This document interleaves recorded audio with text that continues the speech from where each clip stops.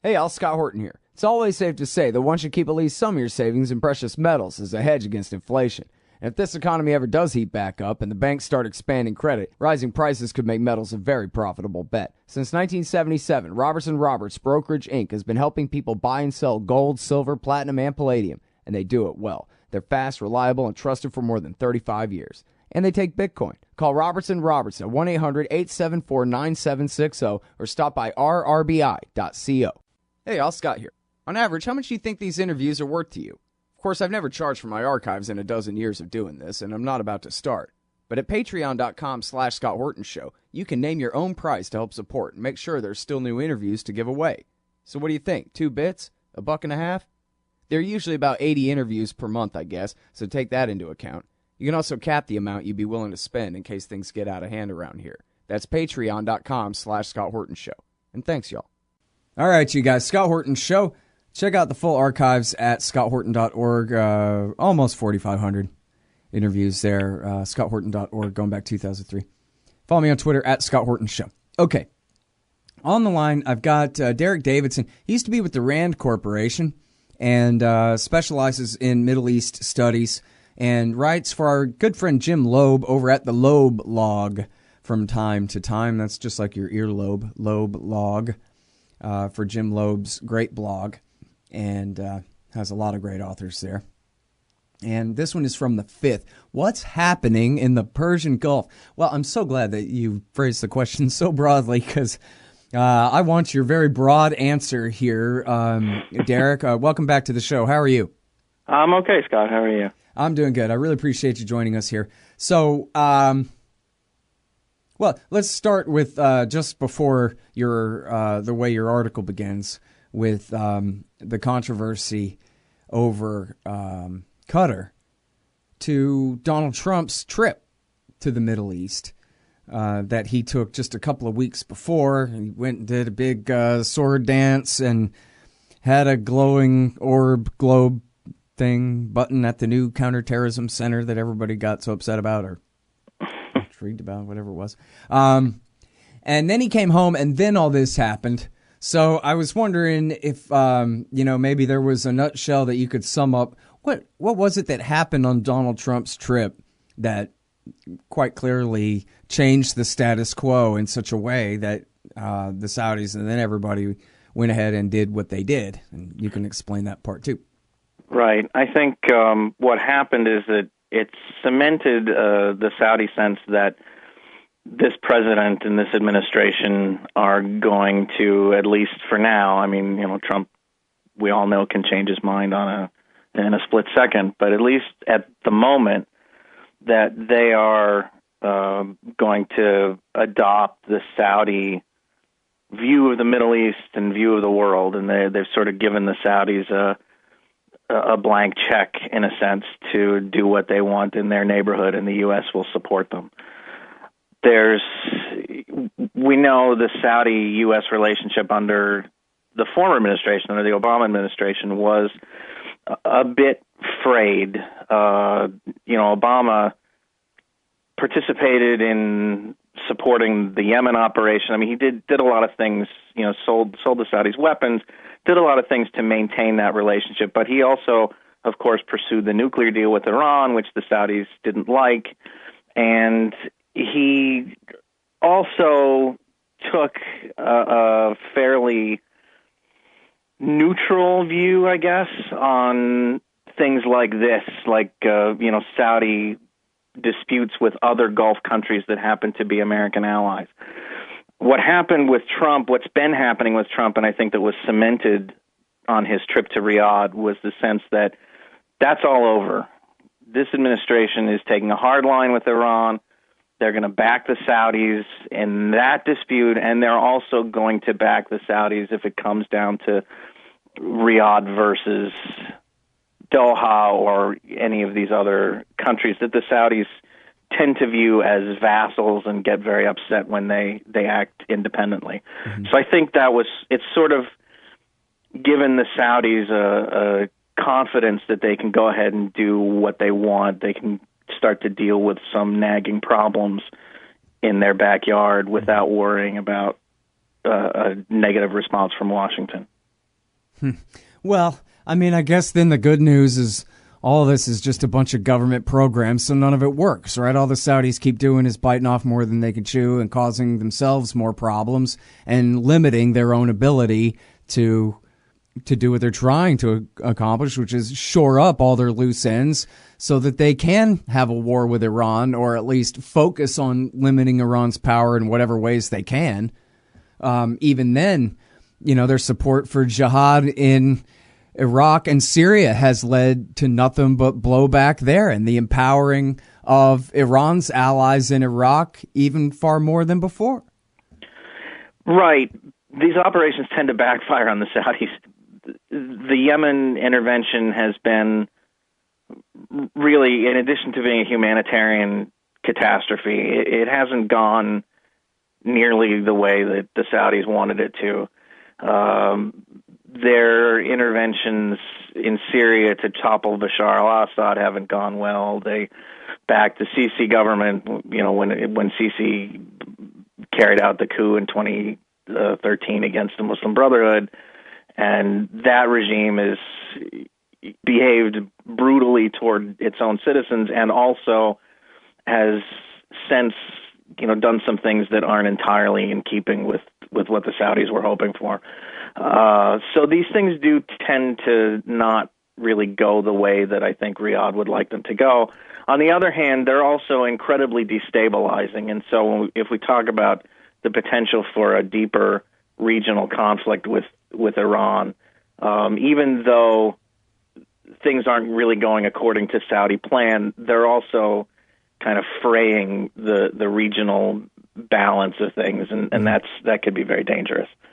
Now, I saw where the Turks said that they're sending a garrison to Qatar to shore them up. Did that actually happen? I don't think they've sent them yet. Their parliament authorized the deployment of more troops. They already have a very small contingent in Qatar, but the Turkish parliament authorized the deployment of more troops. Mm-hmm. There's been talk, this predates this crisis, but there's been talk of the Turks opening up a base in Qatar. They have close relations with the Qataris because, in part, ideologically, they're a very close match. The Justice and Development Party that governs Turkey, it's not a Muslim Brotherhood party, but it's very aligned with the Muslim Brotherhood. And Qatar historically, has good relationships with the Muslim Brotherhood, which is part of the problem that the Saudis are having with them. Mm-hmm. So there's an affinity there, and also the Qataris have cultivated a strong economic relationship with Turkey, which has needed it. I mean, the Turkish economy is stagnating at best. The Turks really, they sent some signals very early in this diplomatic spat about maybe trying to play a mediating role and balancing their relationships with the Saudis and the Qataris. But they've really gone full, all in with the Qataris at this point. They're not even trying to pretend to any kind of neutrality anymore. Mm-hmm. Well, and so, but the Pentagon is the 10 trillion ton gorilla in the room here, right? And they own huge pieces of real estate in Qatar, in Bahrain, and in Saudi Arabia. So nobody's really doing anything, right, without their say-so. They're going to fight on all sides of this thing like they are in Yemen? Yeah, it really has put the United States in an awkward position, right? Because all of these countries are U.S. allies, and not just U.S. allies, but important to the military for its projection in the Middle East. CENTCOM's main forward operating base is in Qatar. The Fifth Fleet's main base is in Bahrain. So, we've wound up on both sides of this situation. So I think if cooler heads prevail in the United States, that's going to tend to, Washington will tend to argue for ratcheting things down and, everybody trying to get back on the same page.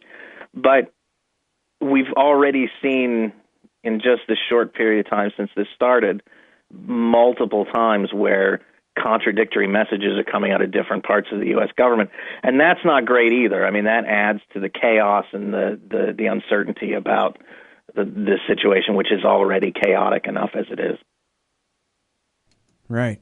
All right. So, and by the way, do you know the status of the current number of and size of the bases that America has in Saudi Arabia? I know that they actually did close a lot of them down at the start of the Iraq War, but not all of them, right?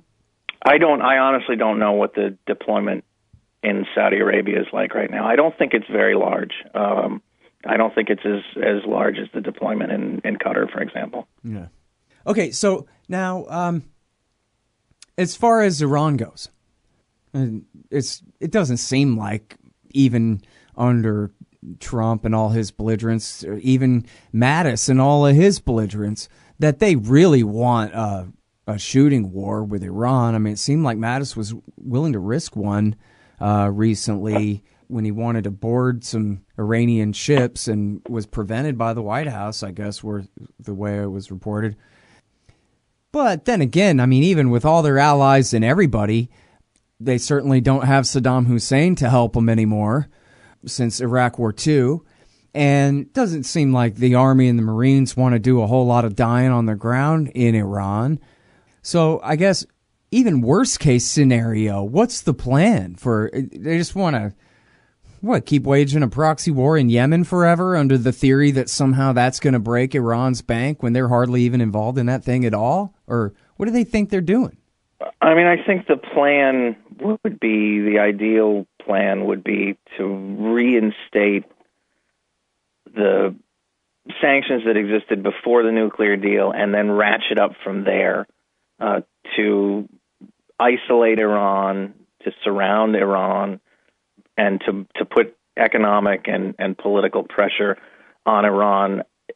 You know, the goal isn't clear to me really yet. I know that this administration has been more openly talking about things like that sound like regime change as a goal than past administrations, certainly more than the Obama administration, but even before that, I mean, the United States has kind of played at the margins with the idea of supporting revolutionary movements or, you know, movements that want to change the regime in Tehran.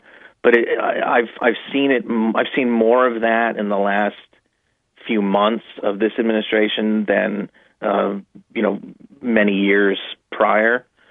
So is that their goal? I don't know, and I don't know that they know yet. I mean, we are still, half a year into a new presidency, and it takes a while for policies to sort themselves out. Mm-hmm. So I think they sort of got the idea that they want to be as belligerent or as confrontational toward Iran as possible, but I'm not sure they know to what end they want to do that. They just know that they want to do it.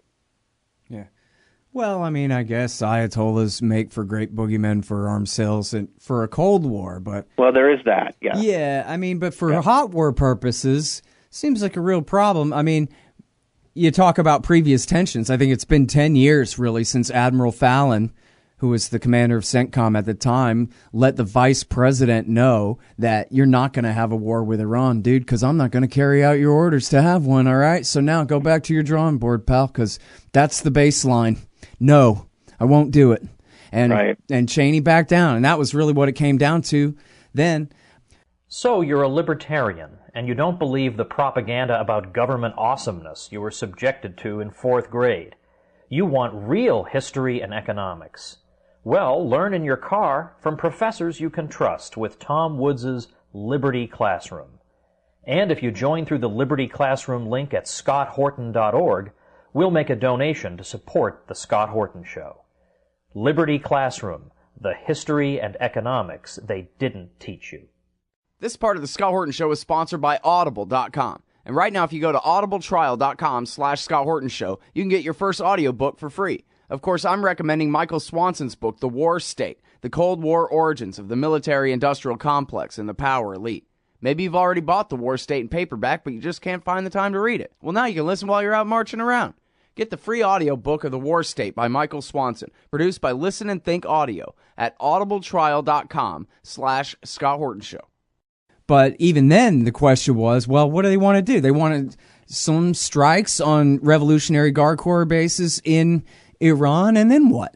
And then what? And then what? And in fact, that's the famous Mattis quote, and they always spin this like Mattis is some wise guy, not wise guy, but wise leader or something, that he kept asking Obama, oh yeah, then what? But his hypothetical wasn't if you get into a conflict, then what? His hypothetical that he was challenging Obama on was Obama was trying to make peace with Iran. And he was saying, oh yeah, well, what if you make peace on the nuclear issue, but then something happens in the Persian Gulf or something? That was his then what, then what, then what? Was trying to come up with a reason to have a fight, and that was why Obama fired him. So I don't like that. And he's the guy who's now supposedly the adult in the room who's going to keep a lid on. What do we know about Donald Trump? We know that he doesn't know anything about it. And we know that all of his prejudices are hardcore against Iran and even the existence of the nuclear deal, et cetera. Right. I mean, he's surrounded himself. It's not just Trump who, I agree, he doesn't really know anything about it. He just has these sort of feelings that Iran is bad and that he opposes the nuclear deal, but he doesn't really seem to have any grasp of the issues. But he's surrounded himself with an administration that I think, and now, I should preface this by saying that he hasn't surrounded himself with much of an administration. I mean, there are still a lot of high-level foreign policy and national security jobs that he hasn't even started interviewing people, let alone, gotten to the point of appointments or confirmation hearings. But the people that he's got around him so far, I think it's striking in that they are all, to the extent that we know their feelings on Iran, they are all uniformly in this confront and, belligerence camp. There doesn't seem to be anybody in the administration who can articulate or would be willing to articulate a sort of counter view, let's engage or let's try diplomacy or something like that, which even for the Bush administration or going back successively, all the way back to the 1980s, which the relationship has been poisoned this whole time, I think is unique for a U.S. administration to not have even one person of any substance or high position in the administration who you think might take the other view. I think is unique and troubling. I mean, I guess the hope is that the Exxon guy at least has a real, in his former life anyway, a real profit motive in being well briefed on the real world, right? That's a hope, and I know people in the community of people who want more diplomacy toward Iran and want to improve that relationship. That was a hope when Tillerson was nominated. But as the CEO of Exxon, he also has very close relationships with the Saudis. Mm-hmm. So I tend to. So he can understand the truth, but he's going to choose wrong anyway, right? That's right. I mean, I think it's equally possible that he's close enough with the Saudis that he also will, generally speaking, adopt their point of view. Yeah. Not in he hasn't in terms of Qatar, although then again he also probably has close ties with the Qataris from his old job. But in terms of Iran, I think it's at least as likely that he's going to have the same pro-Saudi, anti-Iran view of the world. Mm-hmm. So now, from reading, I read you and Giraldi and Paul Pillar have all written smart things about this, and I'm not certain which two of the three of you anyway had mentioned about Qatar working on this natural gas field with the Iranians. I guess it's underneath the Persian Gulf there, and they kind of share rights to it. This kind of thing. They don't work with them in a collaborative sense, but they're both exploiting what is basically the same field. It's got, the Iranians call it their part something else, but so it has two names, but it's basically the same field that they're both exploiting. Well, and I guess I don't want to mischaracterize one. I think the way Paul Pillar was explaining it was that, and they're getting along just fine in doing so, and that they both have an interest in not fighting about this, but continuing to get along, and so. But that maybe this is sort of the extent of the accusation against him is, Qatar's cozying up to the Iranians, but it's more like, no, they're just living in the real world with the Iranians. It is the Persian Gulf after all. But the Arabs would call it the Arabian Gulf, but yes. Yeah, well, and them in Fox News. But so, but I mean, so what's the reality anyway? Okay, so I get it that the royal family in Qatar, they're not just, I don't know if they were installed by the Brits or not, but at least they're a different family than the Al Sauds, Al Sauds, and they have their problem. So, but what exactly, is, such a discrepancy that they would go to the lengths that they've gone to now with all these sanctions and blockades and threats and so forth? Sure. I mean, the problems with the Saudis, between the Sauds and the Thanis, goes back to the 1990s. Which is in 1995, the former emir, not the current emir, but his father, Sheikh Hamad, overthrew his father, Sheikh Khalifa, in a bloodless coup. And already this is something that the Saudis don't like. Anything that's a coup or a revolution or something that's attacking the established order is something that the Saudis get nervous about. But in particular, the Saudi-Qatari relationship was pretty good until that point. Qatar is the only other country in the world that has Wahhabism as its sort of state version of Islam.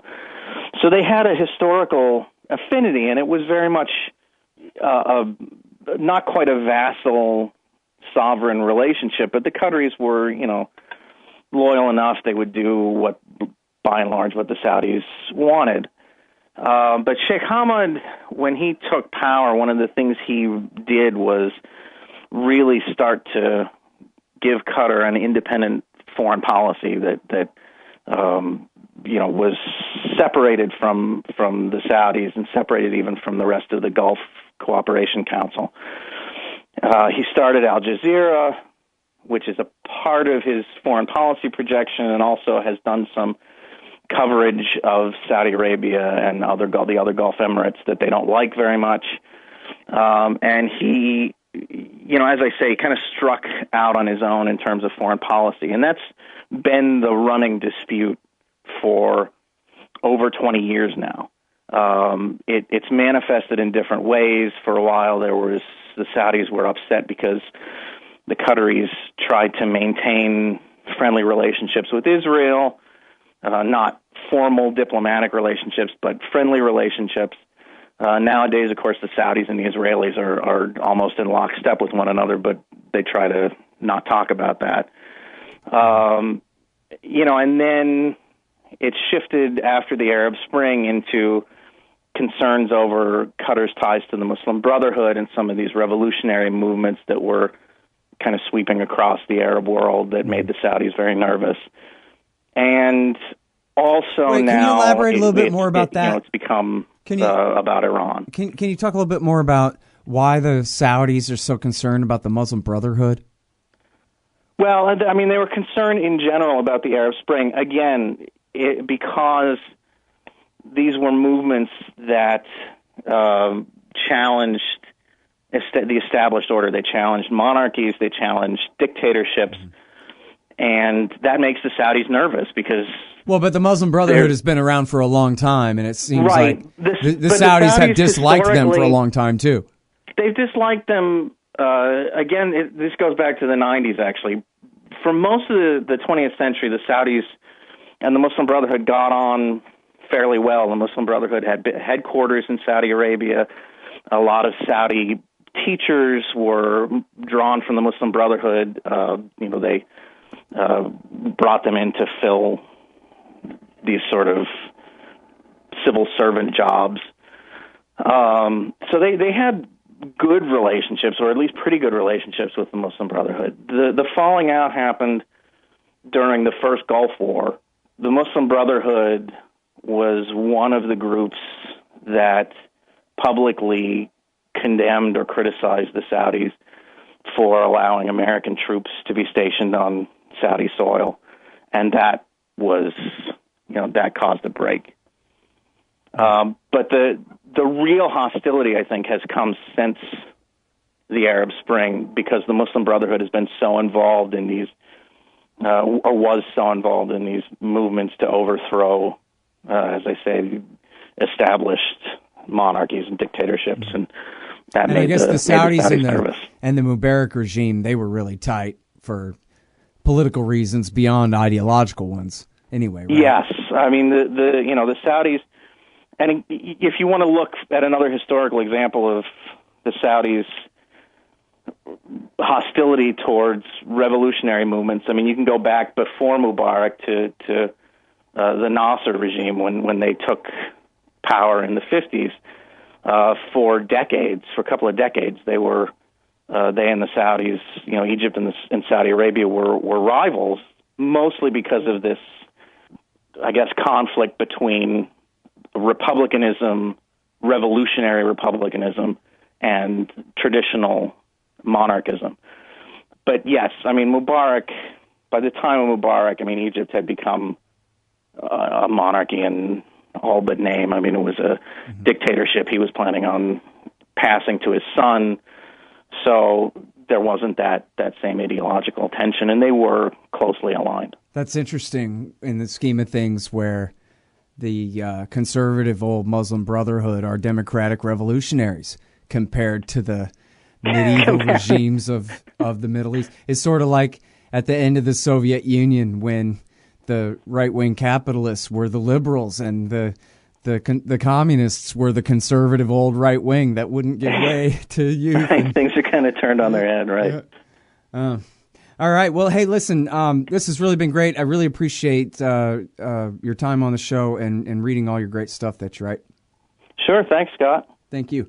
That's Derek Davidson, everybody. He writes for the great Jim Loeb over at the Loeblog, loeblog.com. And this one is called What's Happening in the Persian Gulf, from June the 5th by Derek Davidson. I'm Scott Horton. Thanks very much, you guys, for listening. Full archives at scotthorton.org and libertarianinstitute.org. Follow me on Twitter at Scott Horton Show. Thanks. Hey, Al Sky here. First, I want to take a second to thank all the show's listeners, sponsors, and supporters for helping make the show what it is. I literally couldn't do it without you. And now I want to tell you about the newest way to help support the show. Whenever you shop at Amazon.com, stop by scotthorton.org first, and just click the Amazon logo on the right side of the page. That way, the show will get a kickback from Amazon's end of the sale. It won't cost you an extra cent. And it's not just books. Amazon.com sells just about everything in the world, except cars, I think. So whatever you need, they've got it. Just click the Amazon logo on the right side of the page at scotthorton.org, or go to scotthorton.org/Amazon. Hey, you own a business? Maybe we should consider advertising on the show. See if we can make a little bit of money. My email address is scott@scotthorton.org.